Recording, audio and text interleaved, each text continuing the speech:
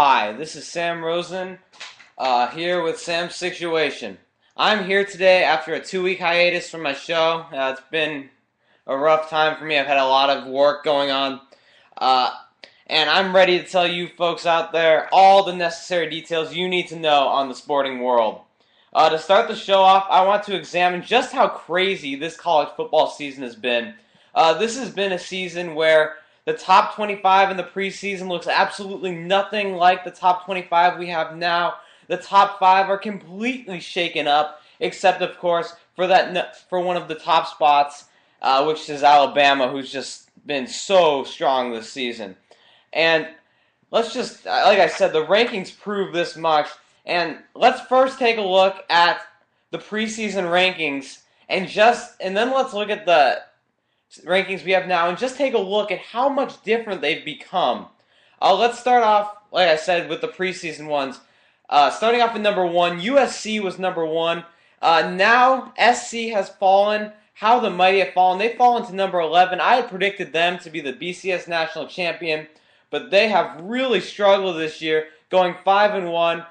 Matt Barkley has not looked himself this season, and that's really been the key to all these USC problems, is that Matt Barkley has not really performed up to his expectations. He's supposed to be the Heisman favorite. He hasn't performed like that. The O-line has been sketchy without, there's the guy who got picked number 2 overall, big name right there. And then Robert Woods, to me, has not looked the same as he did last year, and he was absolutely huge last year. So, Marquise Lee's been very good, but SC looking a little sketchy this season. It's pretty strange when the number 1 team is Oregon, and Oregon lost their starting quarterback last year, so not a promising start for the Trojans here.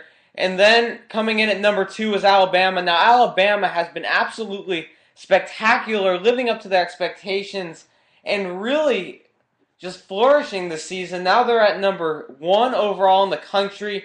This has been actually a much improved team, in my opinion. Points against is the key. They've had 7.5 points against them this season, and offensively, they've actually been very solid. They're only 87th in the country in passing with 205.8 yards per game, but A.J. McCarron has been very, very good at controlling this offense, much in the way in the NFL where Alex Smith controls the 49ers offense. So I'm predicting big things for this Alabama Crimson Tide team this season. Right now, I think you're probably looking at the BCS championship, but they do have 3 huge games, actually 4 if you count Auburn, 3 huge games against ranked teams, which are Mississippi State, who has been just a big surprise this season for me. I'm not used to a team like a Mississippi State team doing this well. And then LSU, who I'll get to in a second, who's really not performed up to expectations up until this week, where they topped a South Carolina team who's been another team that's performed above expectations. And then number 18, Texas A&M, right where they pretty much always are in the rankings, right in that 15-20 range. A good team, but not amazing, but certainly can pull off an upset here or there against the strong Alabama team. And then you go ahead and look at who started at number 3. LSU was looking fairly weak to start this season. They started off 41-14 win over North Texas, fine. They killed Washington 41-3, killed Idaho, and then you go into Auburn, playing at Auburn and win 12-10. That was when things started to look a little shakier. And then the game against Townsend. Now, Townsend is not exactly known for their football program. They're not D1. But, a 38-22 win versus Townsend, that means they're at home. So, that's not a blowout. That should be a 50-5. Well, 5's very hard to get. 50-7 game. Sorry there. Something like that. That was a very big warning sign. And then the 14-6 loss at Florida. Florida right now is a very, very strong team. They're ranked very, very highly, almost back to that peak success. Now they're at number 3 in the country. But at the time, LSU looked like the much better football team, so that was a huge upset. But then to get back to 6-1, they beat a number 3 South Carolina team 23-21 in that football game, they looked much improved from where they had been recently. You look at this LSU football team, they have Zach Mettenberger throwing the ball, who's not exactly very experienced. He had another rough game against South Carolina, throwing 12 for 25 with 148 yards passing and a pick. He only averaged 5.9 yards completion. That's a little scary. Their running game's been pretty solid with Jeremy Hill, who's been a pretty good running back for this football team so far, and then just kind of spread out with their receivers. The defense, which is always a strength for this LSU team, looked much improved in their last game, but holding Marcus Lattimore to 35 yards. So LSU, like I said, I don't know. I can't really predict where they're going this season. And then one more team I'd like to touch on really quickly, or actually two. I'd like to touch on the number 4 and 5 teams in the country as of right now. I've been saying them as of the preseason rankings, but the 4 and 5 teams right now are Kansas State and Notre Dame. Whoever thought Kansas State and Notre Dame would be 4 and 5 in the rankings right now? Going into the preseason, Kansas State was at number 22 in the AP, while Notre Dame was not even in it. Notre Dame to me is even a bigger surprise than Kansas State. I really like Colin Klein. He reminds me a lot of Tim Tebow. Now, Tim Tebow, not known for his passing ability in the NFL, but in the college game, he was a great quarterback. He was a great passer. And Colin Klein, much in the same mold, not as great of a passer as Tebow was in college, but oh man, can that guy run the football. A really great running quarterback, uses his feet as well as his legs, looks almost like a fullback out there running the football, a very good rushing fullback, albeit. And then has really been bolstered this season by a stronger supporting cast than they had last season. They've played outstanding defense, and so they've been a very, very strong football team this season. Like I said, going in there right now at 4th in the nation in the AP poll. The Notre Dame has been just about the most surprising team in the country. Take a look at their schedule. They beat Navy by 40. Navy, not a great football team, but that started out the season on the right note over there across the Atlantic. Then you have Purdue. Purdue not really performing up to expectations. People expected them to be a little better than they were this season, but a 2017 win, it started to look a little shaky. And then they beat Michigan State. Michigan State has not been very good this season. Last year they contended for the Big Ten title, and they did so the year before. But I mean, it's not been good for the Spartans this season. At 4-3, they've lost to Iowa, Ohio State, and like I said, Notre Dame. So that at the time looked like a big win, not so much anymore. Then number 18, Michigan, once again, another team that was supposed to be better this season. While they've been very good statistically, except for passing, obviously Denard Robinson doesn't do that much. They're only at 4-2 with losses to Notre Dame and Alabama, with no real big wins. I guess their biggest win would have to be considered Purdue, which, like I said, hasn't been much of a win this season. And then they beat Miami, once again, another team that hasn't lived up to expectations. What I'm really impressed about, though, was this week with a 20-13 overtime win over Stanford. Now, number 17 Stanford is one of the more polarizing teams in the country to me.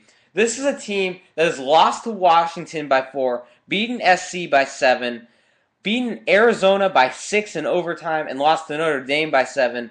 So, a little bit up and down with the loss of Andrew Luck. So, you look at Notre Dame, and you look at their stat line.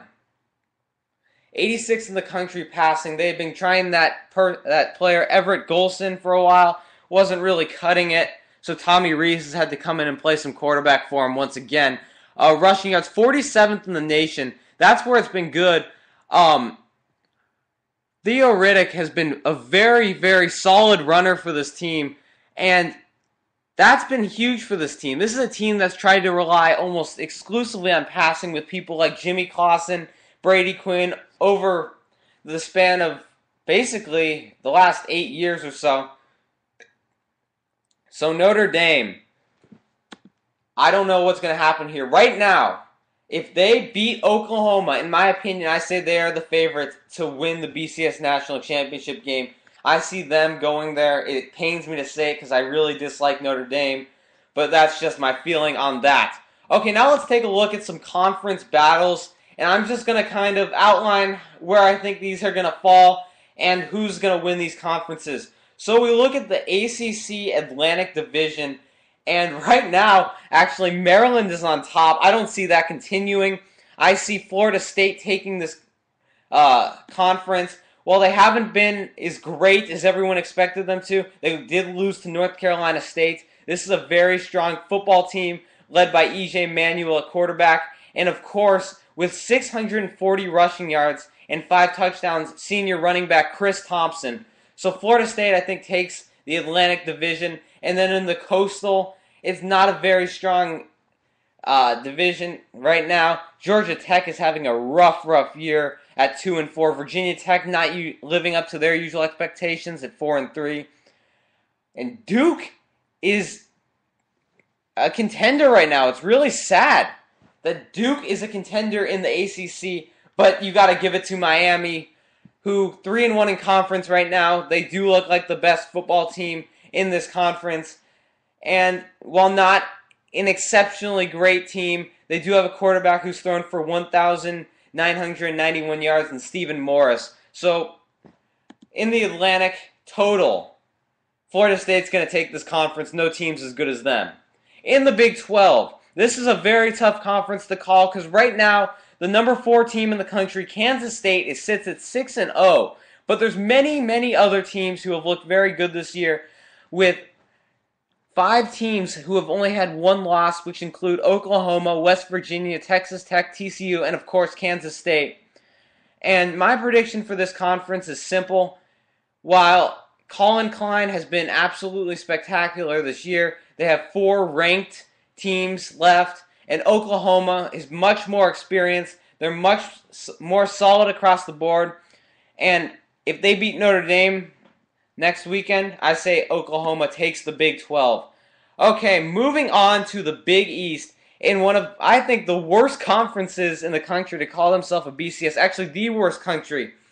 You have to look at 2 teams who are undefeated. One team I don't really believe is all that great, and that's Cincinnati. I haven't seen that much from them. They are ranked 21st in the country, but their premier win comes at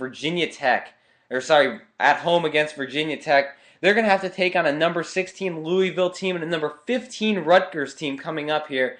And this is a team that's been fairly solid, but they're not going to pull it out here. And I don't think they're going to end up being looked at as that strong. Now you take a look at number 15 Rutgers. This is a team that has not been a huge contender in the Big East for many seasons. But I do like a couple of their wins. I like the win against Arkansas, even though Arkansas has obviously had one of their worst years in recent seasons. I like the win against South Florida. South Florida not playing up to expectations, but they do have some fairly solid players. Beating Syracuse was okay. I think they have a really weak schedule. They do have to play Cincinnati and Louisville, but what I've seen from this team, they're number 3 in the country in points against. So I say they beat Cincinnati. And right now, with the just weak schedule they have, they could go 11-1. But the team that's going to win this division, in my opinion, is number 16 Louisville. And that is because of one person and one person only. And that is Teddy Bridgewater, who right now is a fringe Heisman candidate. This is a team that actually has had some okay wins. North Carolina, while they can't make a bowl this year, has been fairly solid. They beat Pittsburgh. They beat Southern Miss. They beat Kentucky. Not huge wins, but once again, a weak schedule for them. I say they go 12-0, beat Cincinnati and Rutgers, and take the conference. Okay, moving on to... Sorry, I just gotta look at this quickly. Like I said, I think Louisville will win that conference. Moving on to, the Big Ten, I guess. Okay, the Legends Division, those are stupid names in my opinion. The Legends Division and the Leaders Division. Why can't it just be the North and South, right? Overall, it's been a toss-up in the Legends. You have Michigan